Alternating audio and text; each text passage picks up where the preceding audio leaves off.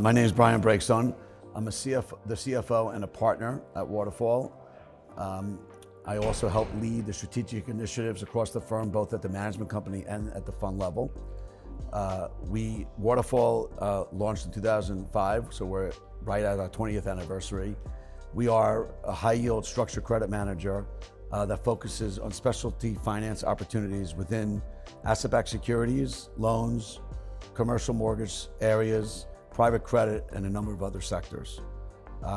We have about $13 billion in AUM. The majority of our AUM is with institutional investors, sovereign wealth funds, pensions, endowments, insurance companies, and we also have some retail investors. In addition, we're an external manager on a publicly traded REIT, a small balance commercial REIT.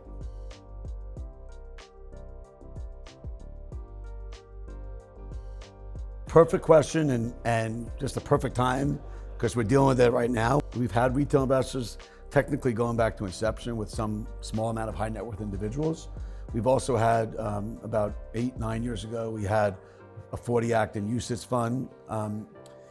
And now we're actually in the midst, we're an advisor on another 40 Act fund, and we are actually discussing opportunities to get involved in retail interval funds. Also, our publicly traded REIT obviously has retail investors. When you ask the question in terms of what's the number one, a big thing for it, there's a large demand and opportunity to provide alternative credit exposure to retail investors that can generate sort of that 8 to 12% annual returns net of fees.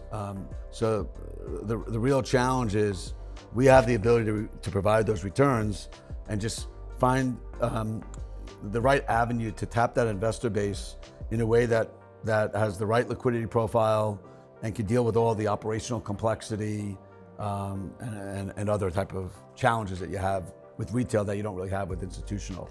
It's also a space that requires, it's a lot more hand-holding, a lot more challenging to keep investors educated over time, the very nature of retail investors.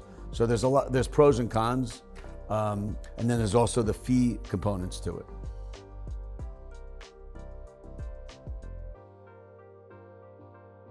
To me, you have to have a vision.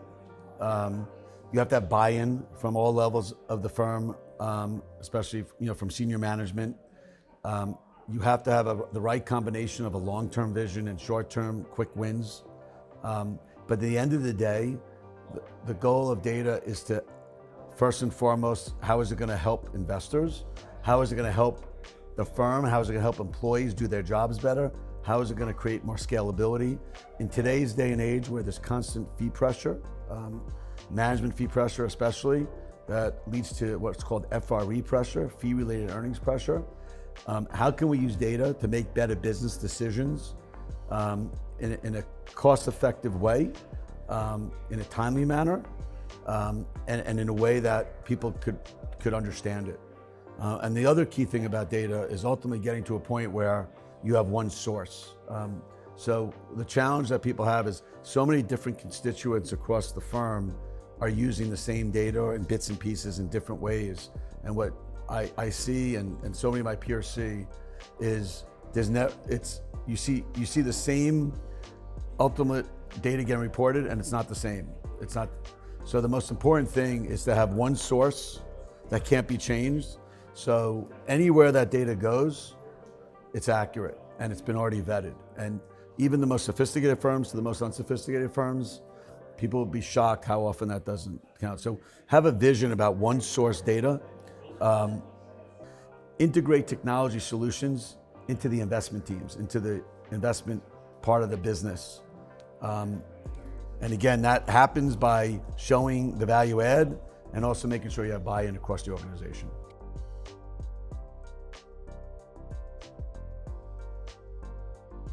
I probably have 50 things I say, but I'll tell you this, is it all comes down, in my view, a lot of it is people.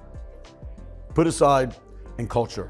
And this isn't about bureaucracy, but in the end of the day, we're here first, second, and third for our investors and do right by our investors. So to me, you have to have a culture if people realizing that. We're not, if we do that right, if we protect our name on the front door, everything else will work.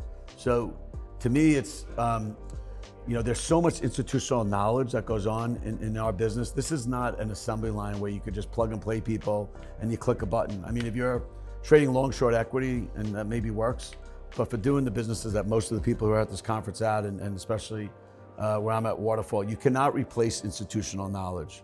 So the important thing is to make sure you build a culture of teamwork, of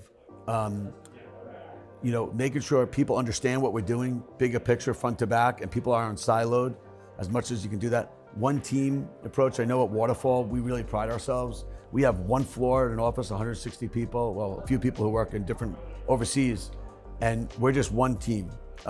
So we don't put people in different buildings or in different cities. And the amount of, I use the word learning through osmosis, is critical, because you could put as much as you want, you could automate as much as you want, you could put policies about how you do a certain process.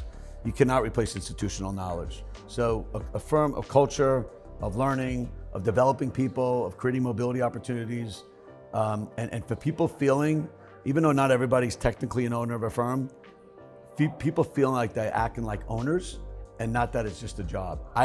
You could talk about all these other things you want to do and having the best systems and the best trading philosophies and the smartest people in the room.